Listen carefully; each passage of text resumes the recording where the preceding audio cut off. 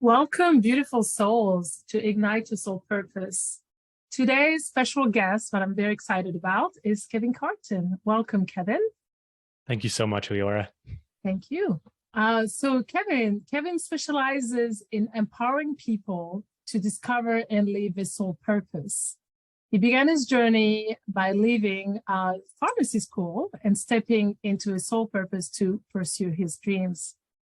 Now, after almost a decade of experience, Kevin is a speaker, a teacher, and a transformational life coach, which led him to being described as a young Bob Proctor and next to Tony Robbins. So no pressure there, Kevin. I know. I love it. And Kevin shares his weekly insight, inspiration, motivation, and wisdom along his brother, Chris Carton, on this amazing podcast called Science and Spirituality, which now has over 1 million downloads. So this is quite an accomplishment. So congratulations on that, Kevin. Thank you. Thank you for being here.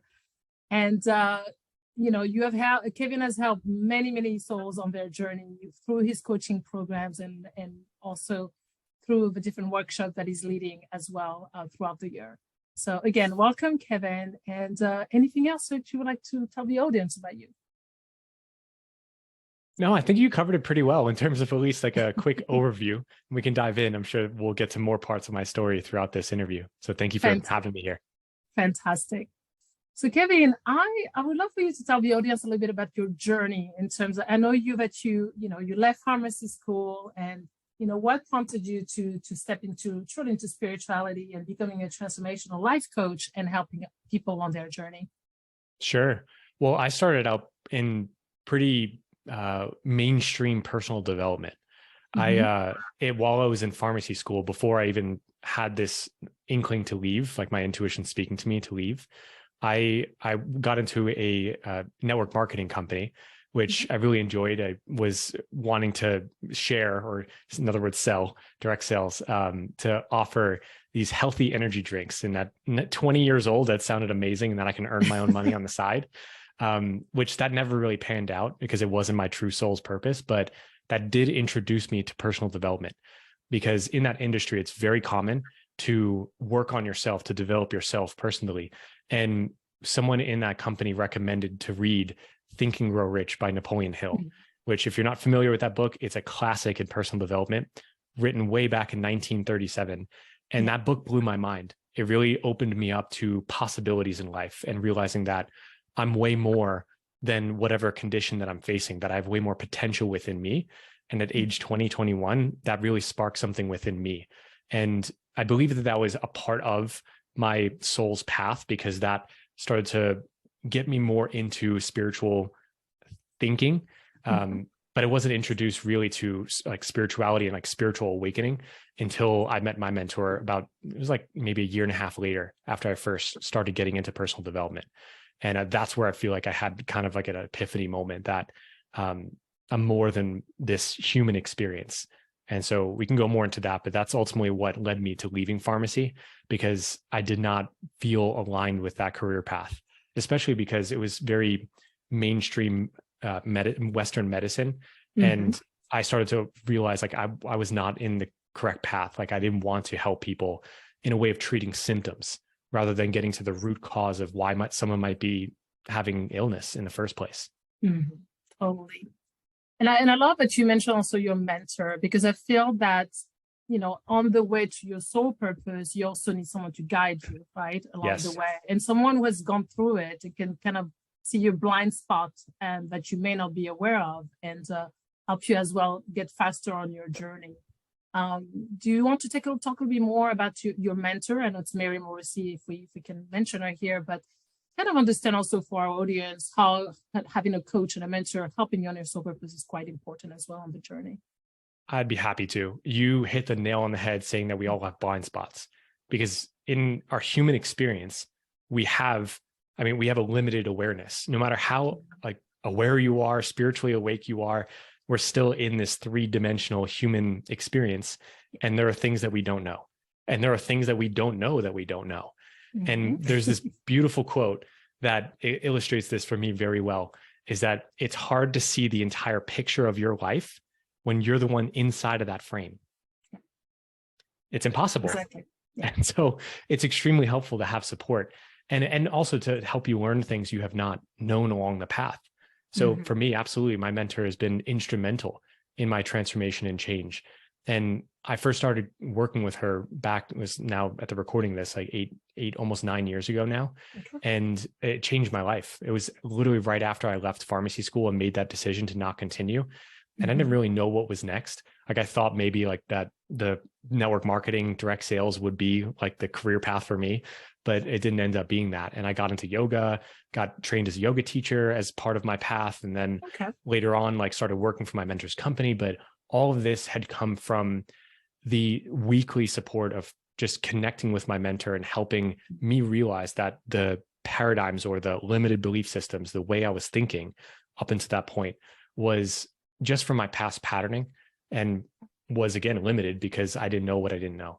But so her help is just incredible. And I think it's important for all of us to have someone in our life to see what we can't see, and not a friend or a family member, because that's different. Like my wife is extremely helpful in my own growth path, but sometimes she's too close, even because we literally live together. Like we're very close together. And so it's sometimes we're both in the same kind of frame. And so having a third party, someone who is not a part of your circle of influence that is like with you every single day is really important, so that they can help you see what maybe you or again your friends or family can't see. Exactly. And also I think that it's also good to have someone who can be more objective and also will not hold back, right? I know when I have my clients, sometimes I can be a bit tough, but you need that person who's there to push you and to be, again, a little bit tough with you, which sometimes your friends or family, may not want to hurt your feelings, for example. But this is where it's so important to have a coach and a mentor. And this is what also has helped me on my soul purpose journey as well, where I am. So why some people who have not been so into looking into their purpose or why they're here, why is it important to be on purpose? Like what are the benefits of being on purpose? Yeah, I want to bring up another quote. I find that I'm an intellectual, like a scientific mind. And so I have a lot of these like ideas or quotes that I feel has helped me on my journey. It's the first thing that popped up in my mind when you asked that question is a quote from Howard Thurman, who was Martin Luther King Jr.'s mentor. Speaking of mentors, he said, "Don't ask what the world needs. Ask what makes you come alive. Because what the world needs is more people who have come alive." And that has been inspiring me since the day I heard that, which I don't even remember exactly when, but it's probably early on in my journey. But I think that's why it's so important, is that you can live, and we all get the choice. That's the beautiful thing about being in this human experience, that we have free will. We don't have to go for our purpose. So it's actually okay. Like that's in a way liberating. You don't have to like feel an obligation to or forced to, just because like, so many other people are doing it. But if you feel that calling, then the main benefit is actually that you're going to live an alive life. You're actually going to be on an adventure, or what is commonly termed as a hero's journey or a heroine's journey.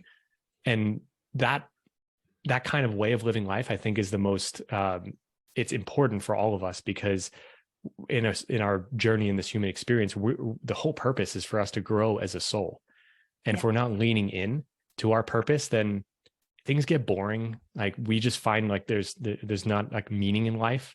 But when we connect with our purpose, even if it seems crazy, because it often will, it's like, what are you doing? Like, but you're then leaning into what feels like it's meaningful to you. And that there's a sense of aliveness that comes with that it's not just part of this human experience. Because yes, like we all want to be happy, joyful, again, feel like we're on purpose or having fulfillment in whatever we're doing.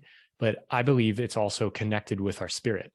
And that's literally what life itself wants. It's not just like a human desire or a selfish thing. It's something that this spark of life, whatever you want to call it, God, source, spirit, the infinite, it's this pull to greater life that we all have within us. And literally it's in everything in existence. we see that in this spiral of our universe, or our galaxy that we live in. It's this spiral of becoming or expansion that's happening. And then all the way down to like the microcosm is our DNA is a spiral. It's this pull of becoming that's everywhere present. It's this spiral kind of pattern. And we even see that in nature. It's like blades of grass literally will press through cement seeking greater life. And so to answer that question kind of like a broad or bigger way is that it's what's the benefit is that you'll be living in the flow of what life is meant to do with each and every one of us. Yeah. And I love that you mentioned flow as well, because that's what I don't know what you've observed in your own life, but I've noticed that the more I'm on purpose, the more things flow, right? It's like going over the current of a river and not against the river. And it's amazing the amount of synchronicities that start coming your way and the help that start coming your way from the universe. It's actually really beautiful, which is also why this event is also about inner beauty, because the more so you're on purpose and the more inner beauty that you cultivate within you, the more you see so much beauty around you, and life becomes beautiful no matter what's going on in the world, which we know right now could be quite tough. But even with that, there's so much beauty around us. It's just amazing. So That's beautifully said. I agree. I love it. So going further into the purpose. So I know because I've looked and listened at some of your amazing podcasts that you have, and some of the sessions that you have is about soul tools. So it's kind of like your soul toolkit, basically, per se. So can you go a little bit into that for the audience and some of the tools that they can be using on their soul purpose journey? I'd be happy to. And thank you for asking. I first want to introduce why I call them tools, because in this path of living your purpose, living aligned with your soul, it can get quite airy or not really tangible sometimes. And honestly, I think there are parts of the journey that it needs to be that it not always have to be like tangible or like that you can like grasp it in a way, because really living your purpose is outside of the intellectual mind. But personally, for me, I think it's helpful to have some tangible things to hang your hat on, so to say. And so tools, I call them tools because if you want to create or build a life that's aligned with your soul's purpose, tools are helpful. Just like if you want to build a dream home, there's some basic tools that you can use, like a hammer, a saw, a drill, and then of course the materials like nails or wood that you work with. So that's why I call them tools. So the first tool, I mean, there's three that we can talk about today just for sake of time, but the first tool is, for me, what opened me up to my own awareness that I'm more than this human experience. I'm more than what Kevin Carton thinks of as he is Kevin Carton. So, because we all have this human experience where we have thoughts, emotions, and of course, our physical body that we express ourselves through. But to get a deeper connection with who we really are as a soul is extremely important so that we can direct this human experience to the place where we want to go. In other words, living our purpose. So the first soul tool is to notice what you're noticing. And this, it seems like often a non-tool, because I think anyone who even signs up for this kind of workshop or this kind of interview series, this event, I imagine will have some awareness that they're more than their human self, right? But how I found that getting ourselves trained, like our physical human experience trained to connect more and more with our soul self, like who we really are, then it becomes much more easy to live in alignment with our soul in this human experience. And so noticing what we're noticing is that doorway through to actually connect, because most people just notice what's going on in their life.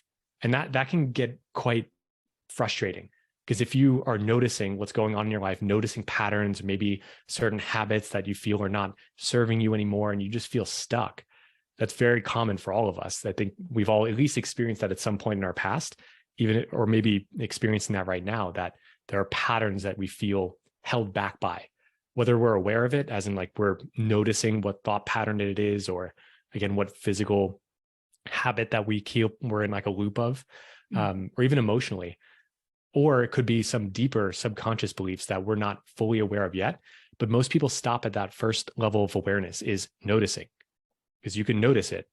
But when you take a further step back, you then connect with who you really are as a soul. And this, another way of putting this is that you're being the observer, or as psychologists call this, they term it metacognition, so that you're aware of what you are aware of. And that creates what I call space between the pattern in this human experience and who you really are, so that you can then again direct or choose the path that you're going to go down in the future. Because it's not easy. If we're only believing that there were this human self, then we can feel a lot of resistance to change, because at a deep level, it seems like we're changing who we are, just at that human level. So noticing what you're noticing creates that space so that you can make changes much more easily, much more quickly. Okay. And with that, and I totally agree with that, because that's something that I'm definitely doing in my life. But it takes practice. It's like a muscle that you keep building as well. Exactly. Which then requires presence. And, you know, I tell my clients, you need to be present, which meditation teaches you that, actually teaches you presence and teaches you to take a step back and be more of the observer. Do you have, besides meditation, are there other ways that people can be more present to be in that state of observing their life? Yes, just absolutely. Yeah. It's a great question. And I think it's important for all of us to ask ourselves that, because you're right, like meditation is a powerful tool, but that's like moments in time, or like in the morning, afternoon, or night. Like it's like a time outside of your normal life. So personally for me, the other tool I use, or the other way I access presence, is through breath. And not breath work. I mean, technically you can call it breath work, but it's simply being focused or aware of the breathing that's going on within your body. And so personally for me, I breathe in slowly. Like if I ever notice that I'm like kind of scattered or not present in my body and not noticing what I'm noticing, I'll literally just take a deep breath and pause and work on pausing my mind and taking it away from maybe the tasks on hand or what's going to happen in the next hour or so, and bring it within. And just maybe sometimes I even put my hand in my heart so I can feel the breath, and also the belly, because the more deeply you breathe, the more presence that you access.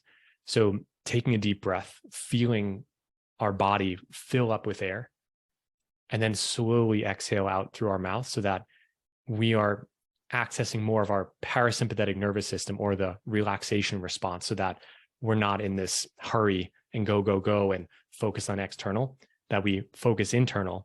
And from there, then we can re-access that point of power within, which is our soul, like who we really are. So the breath is extremely powerful. And I'll say one final thing about that, is that our breath, it brings us into the present moment, because you can't breathe anywhere else. You can't breathe in the future, and you can't breathe in the past. It's impossible. The only place you can breathe is in the here and now. And so it's a simple thing, but as you practice that, it becomes kind of like an anchor to help you come back to this present moment. And the mind will try to, take you away, but that's why I say, like, I put my mind on my breath and focus on how it feels to breathe. Totally. No, I love that. And I was thinking also, as you were speaking about, I do that, of course, in the morning, especially usually when I wake up in the morning, but often I go to a park, sit on a bench, focus on my breath, but just also observe the leaves falling, from the tree, observe the sun, the wind. And again, it brings presence. But then it allows me to really catch things I would never catch, and just, be more in tune with what's going on around me, but also be more present, which is why it's so important to take a step out sometime from our lives, right? Because we're so busy getting up. For some people, it's the kids, step in the car, going to work, and we just keep going, but we need to really stop sometimes and take some time, go into nature by yourself, and take some time to really also observe in that way, which again builds the muscle. Definitely. Yeah. All right. So then the second tool that you mentioned as well. Yes, let's get into it. So once we are in that state of noticing what we're noticing, we've created space. At least to some degree, are not feeling as held back or stuck by some limiting thoughts, beliefs, feelings, maybe habitual patterns of our life. Then we want to give more awareness to the things that we don't like in our life, which is quite a paradox, because especially in the spiritual community, it's always focus on what you would love. What's the vision, or where you'd love to go, and to eliminate negativity. And on an extreme scale, this can turn into toxic positivity. And that's not where we're going, which is why the second tool is notice your longing and notice your discontent. Because the only way we can make a change in our life is if we are aware of what we want to change. It's so basic, seems so basic, but like you were saying before, Leora, that we don't often take time to be present or to be with ourselves, or to, like you said, go into nature. Like, we're so busy in our life. Well, that's a big reason why we're not actually accessing the power of our purpose, because we're giving our attention to so many other things. And even when we come to the second soul tool, again, it can seem like a paradox because you don't want to focus on what's not working in your life. But these two signals, the longing and the discontent, are literally signals from your soul. It's where more life wants to express. Because as I was saying before, that spirit, the infinite, God, source, wants more to, or you can just call it life itself. It wants to express more by means of the channels through which life is happening. And we are a channel of that. Just as, again, like a blade of grass or even an animal, like there's more life that wants to be expressed through anything. And so the place where that light comes through is our longings and our discontents. So quickly to define them, a longing is simply a desire of something that has not occurred yet in your life.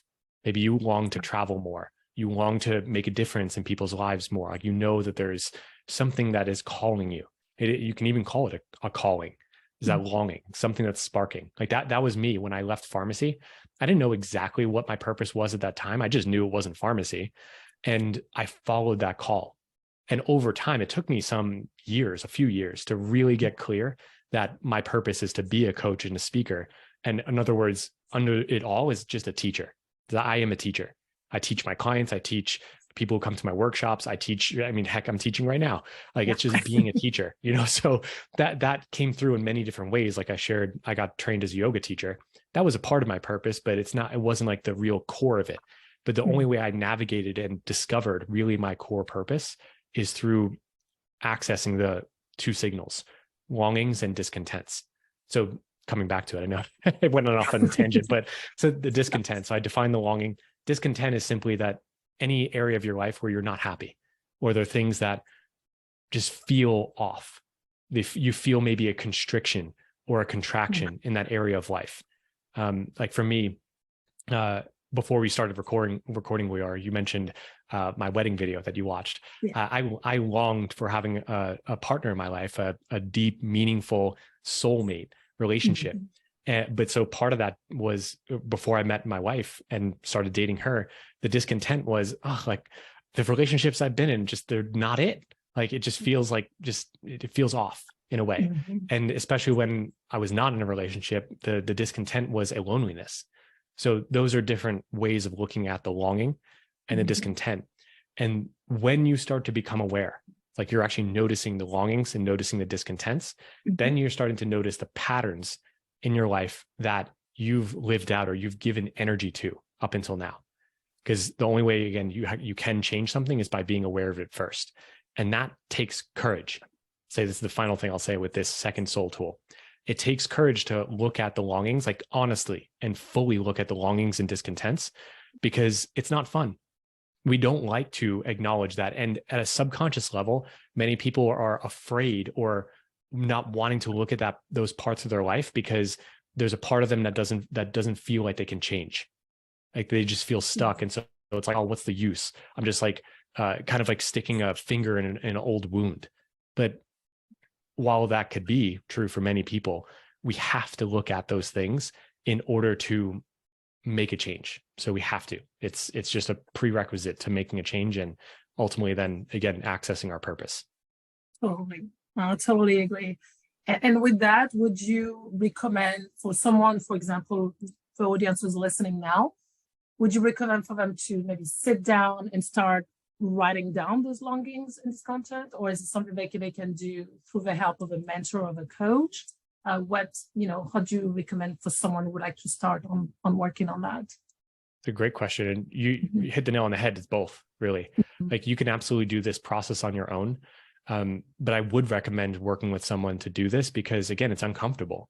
And chances are, if you tell yourself, yep, I'm going to take, half an hour and really give myself space to write down all of my longings and discontents in my life, there's going to be some resistance because it's not fun. And so when someone's holding you accountable, it's like, hey, you're going to do this next week and it's going to help you.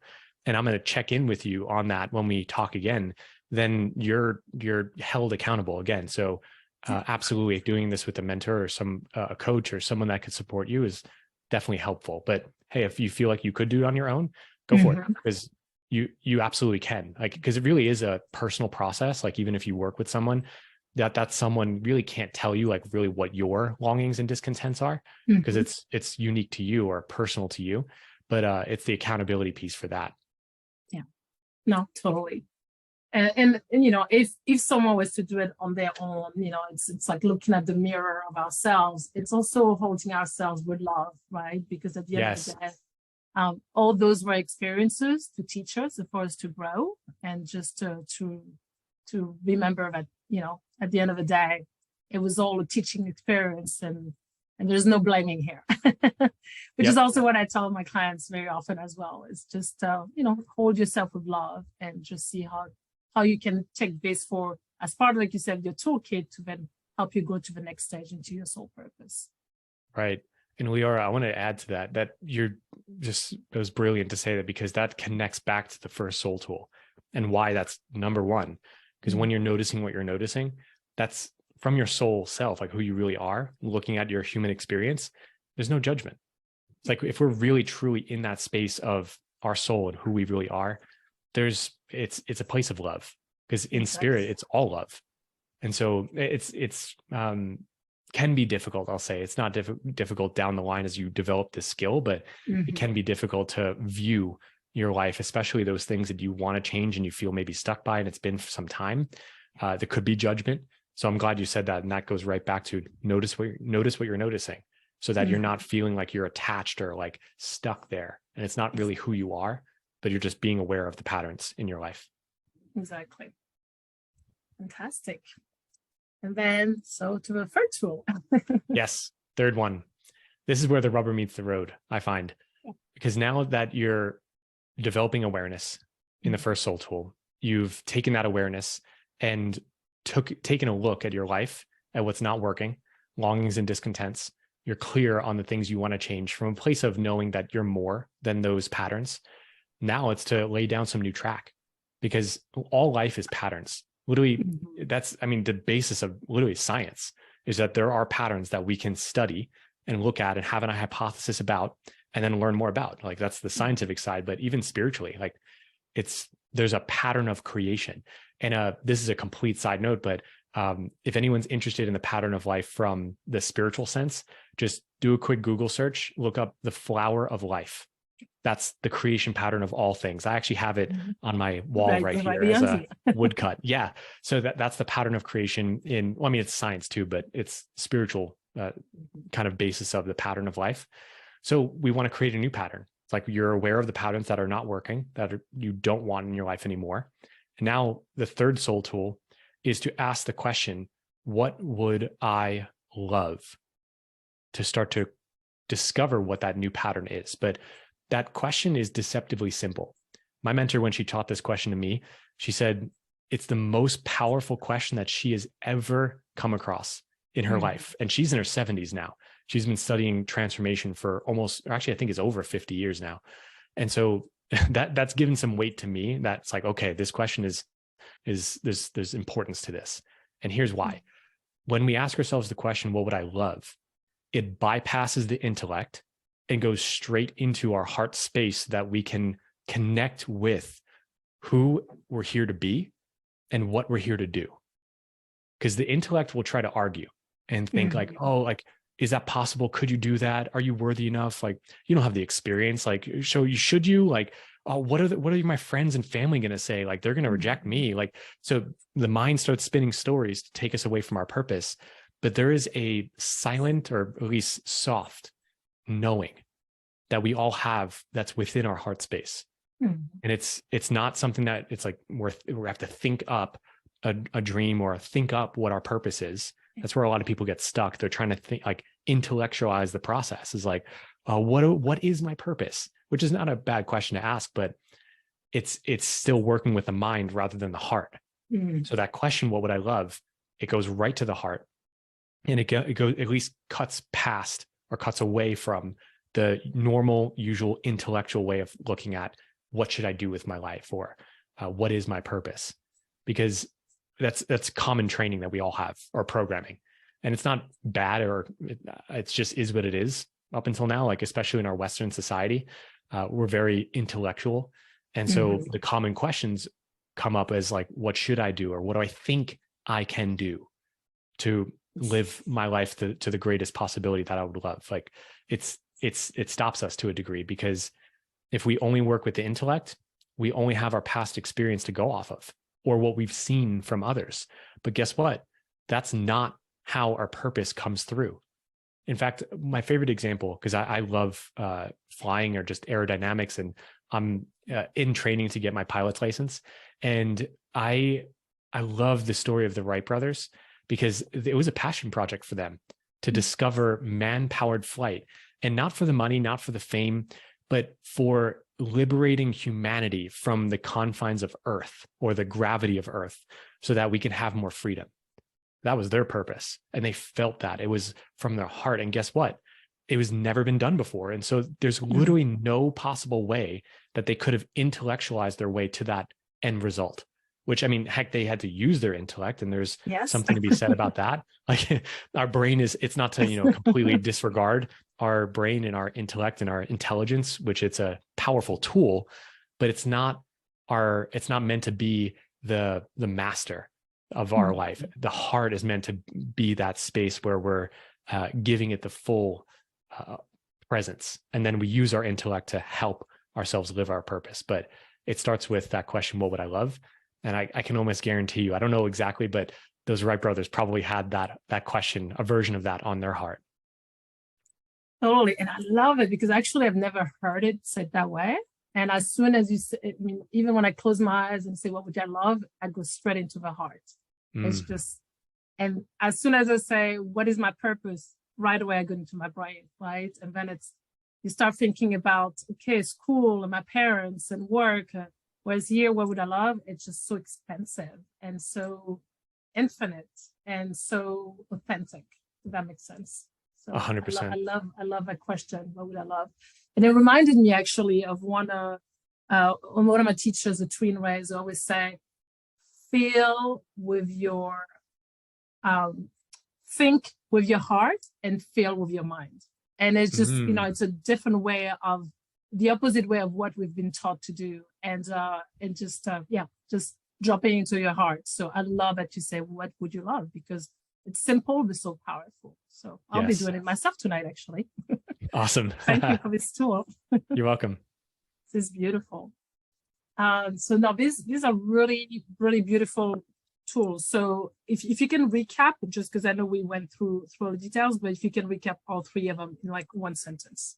Sure. Yeah. So the three basic soul tools to start with is first, notice what you're noticing so that you have more awareness and space between who you are and your patterns that have been in your life, maybe up until now. Second, you go into noticing your longings and discontents to be aware of what you'd love to change. And then you ask the question, what would I love? And you can even add, what would I love instead? If you notice, especially the discontent, because that's something you really want to change. Whereas the longing can be directly connected to what would I love? So notice what you're noticing, notice your longings and discontents, and then ask the question, what would I love? And go beyond maybe the conditioned way of thinking and feel into that answer. Perfect. Beautifully said. Thank you. Thank you so much, Kevin. And so one thing I would like to talk about lastly is the Soul Blueprint, which is a beautiful tool also that I could, if you want to call it a tool that you put together. So can you tell the audience a little bit about what the Soul Blueprint is? Absolutely. It's a 11-page guidebook that you can download for free that will walk you through these soul tools. It's a pretty straightforward way of seeing it. But there's a couple other things that I add in there that can help create more space between the patterns in your life that you've had up until now and your soul. So you can get more connected with who you really are and then dream from that place. And then at the very end of the guidebook, which is, I think, is the most important thing, is to create your potentially first vision statement. It's similar to, say, a vision board that you may have heard of or done yourself. Yep. It's not just pictures though, but you paint the pictures with your words in a written document so that it becomes an energetic blueprint for the life that you would love to live that's aligned with your soul. So there's a whole guide to go through that. Yeah. So would it be correct to say that almost like a mission statement? It's a soul purpose statement of who you. Yeah, in a way, it's a little bit more, what's the word for it? There's more space than just a mission statement, because usually a mission statement is like a sentence or a paragraph. Yep. A vision statement is where you're writing out what your life is like 3 years from now, so that you're really getting connected with what reality do you want to create? What kind of patterns does that show up as? And you're describing your life as if you were talking with someone 3 years from now, and that you have are updating them on your life. So it's literally a whole, I give a page to write out your vision statement in the soul purpose blueprint. But when I work with clients, like their vision statement is often a couple of pages to get clear on the specificity of that vision that aligns with your purpose. So it's more, maybe more expansive, or there's more space to write out your vision. Okay, fantastic. And this is a beautiful gift that you have for this audience as well that will be shared. So thank you so much for that. You're welcome. Awesome. So thank you. This is such a beautiful conversation. And anything else you would like to add to the audience today, Kevin? The one thing I would end off with is we touch on this a little bit, but I really believe this is the foundation of everything that I teach. And I think it's the foundation of life, is that life force within you, it's literally breathing you, it's beating your heart right now. That is life itself seeking to emerge more and more by means of you. So as you use these soul tools, just know that you're connecting with who you really are and connecting with your higher power. Call it God, call it spirit, call it source, the universe, whatever label you want. There is this life that is seeking to emerge by means of you. And so whatever you may feel stuck with up until now, just know that you're more than that. You may not feel that or really have a deep connection to that knowing yet, but as you, especially even being here, like Leora and the interviews that she's got, like you're right on track. Just trust that you're in the right spot, and that the next steps you'll take on your journey is will work for you as you're aligned with spirit. So you got this. Thank you so much. And definitely the audience, I mean, you're doing some beautiful work with many, many souls around the world. So if anyone would like to work with you, they can go to your website to find out more information, kevincarton.com. Right? Yes. Correct. And I'll be sharing that as well. But thank you so much, Kevin. That was amazing. Thank you for your time. And you're welcome. Blessings on your journey as well of becoming the next Tony Robbins. So thank you. And thank you so much, Leora. This was awesome. I felt really blessed and honored to be here. Thank you so much. Blessings.